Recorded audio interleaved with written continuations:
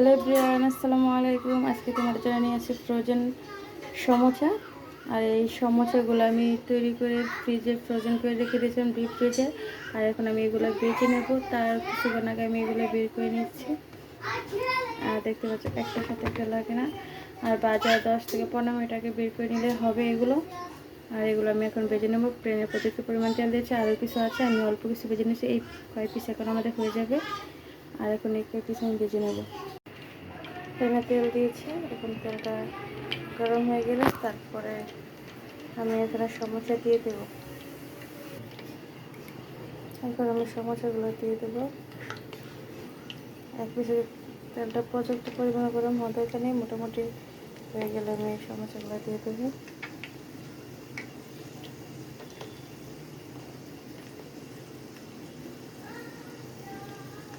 আর সমোসাগুলো frozen সমোসাগুলো বাজার টাইমে এই পাশে না দিয়ে যে এই পাশে বন্ধ পাশটা নিচের দিকে দিতে হবে।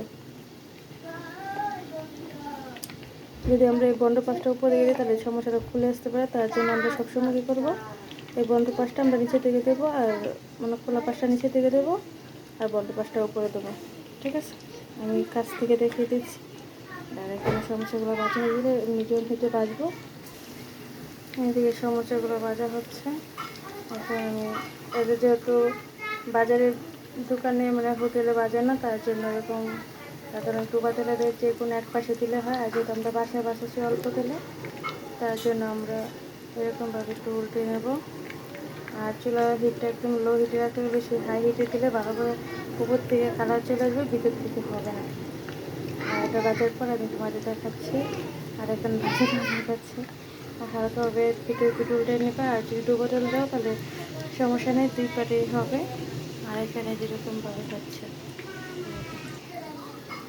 সমস্যাগুলো মোটামুটি ভাজা হয়ে গেছে। এই পাশটা আমি এখন উল্টে দেবো। 2 পাশে আমার উল্টে দিতে হবে মোটামুটি করে। আর আমার বয়সের টাইমে আশেপাশে আমার বাচ্চারা আর কি কথা বলতেছিল পাশের ঘরে, তাও কথা সাউন্ডটা এদিকে চলে আসতেছে।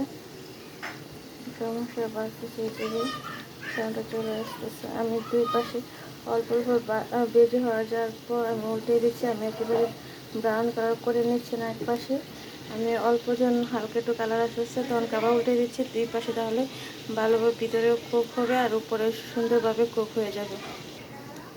এখন আমি আবারও এটা উল্টিয়ে দেবো। আমি তোমার সাথে ভিডিও একটু স্কিপ করতেছিলাম, আমি কবে করে উল্টাচ্ছি তা তোমাকে দেখাচ্ছি। সমস্যাগুলো আমি এখন আবার উল্টিয়ে দিচ্ছি, তোমরা ভিডিও দেখে বুঝতে পারবে। আর যদি তোমাদের কাছে আমার চ্যানেলের ভিডিওগুলো ভালো লাগে তাহলে প্লিজ আমার চ্যানেলটা সাবস্ক্রাইব করে দেবে আর বেল আইকনেতে ক্লিক করে পাশে দেবে।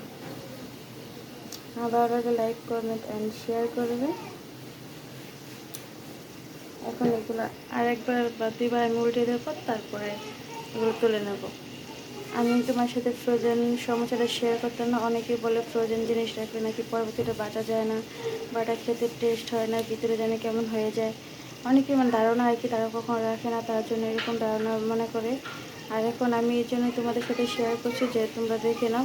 আমি এই সমস্যাগুলো বানিয়ে ফ্রিজে ফ্রোজেন করে রেখে দিয়েছিলাম, এখন বের করেছি, তা তোমাদের সাথে শেয়ার করছি। তারপরে বানানো হয়ে গেলে তারপর মানে ভাজা হয়ে গেলে তারপর আবার তোমাদের সাথে শেয়ার করবো খাওয়াটার ভিতরটা কেমন হয়েছে, ভিতরে জিনিসটা কীরকম ভালো আছে, নর্মাল সমস্যা মতো নাকি ফ্রোজেন সমস্যা যেরকম অনেকেই ভাবে যেরকম ডিপে ছিল ওটার ভিতরে পানি পানি হয়ে থাকবে, এরকম অনেকে চিন্তা ভাবনা করে। তা সেটা তোমাদের সাথে দেখাবো, এই জন্য তোমাদের সাথে ভিডিওটা শেয়ার করছি। এখন আমি আবারও উঠিয়ে দেবো।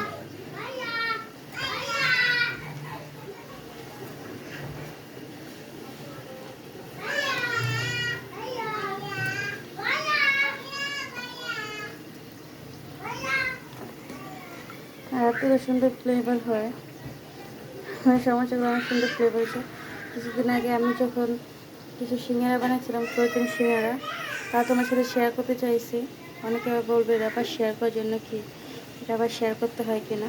কিন্তু অনেকে দেখি যে অনেক ব্লগ ভিডিও দেখি যে অনেকে এই ফ্রোজেন সমস্যাকে মানে আর কি ফ্রোজেন সমস্যা যে কোনো জিনিসে সিঙ্গারা, তারপরে হচ্ছে চিকেন রোল, তারপর পরোটা, রুটি এগুলো যেন ফ্রোজেন অনেকে কমেন্ট করেছে এগুলো ফ্রোজেন রাখতে কি ভালো হয় না, তুমি অনেক দিন পর্যন্ত খেতে পারবে ফ্রোজেন রাখতে, তুমি কমপক্ষে 6 মাসের মতন খেতে পারবে। এটা তো রাখা খাওয়া সম্ভব না, মানে ভালো না। তুমি অল্প করে বানাবে, যে অন্তত বাচ্চাদের স্কুল আছে, অনেকেই কাজকর্মের জন্য অনেকেই পায় না সন্ধ্যার নাস্তা তৈরি করার জন্য, তাই অনেকে একদিন বানিয়ে যেরকম এক সপ্তাহ যাবৎ খেতে পারলো, প্রতি শুক্রবার বা বৃহস্পতিবার রাত্রে যে বানায় এক সপ্তাহ যাবৎ যেরকম খেতে পারলো আর কি। আমি যেরকম রুটি তৈরি করে একদিন রুটি তৈরি করে যেরকম 3 দিন খাই, বা একদিন পরোটা তৈরি করে আমি 3 দিন ফ্রিজে রেখে রেখে ফ্রোজেন করে খাই, ওরকম তোমরা করতে পারো। এখন আমার সমস্যাটা প্রায় হয়ে গেছে, আর এখন তুলে নেব আর উল্টাবো না।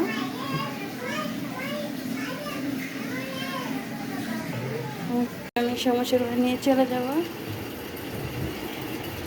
আমার সাথে শেয়ার করছি সমস্যা নিয়ে চলে যেতে।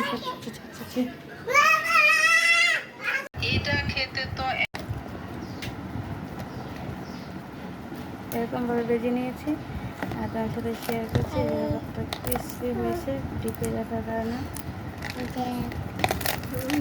আর ভিতরটা কীরকম হয়েছে আমি দেখাচ্ছি।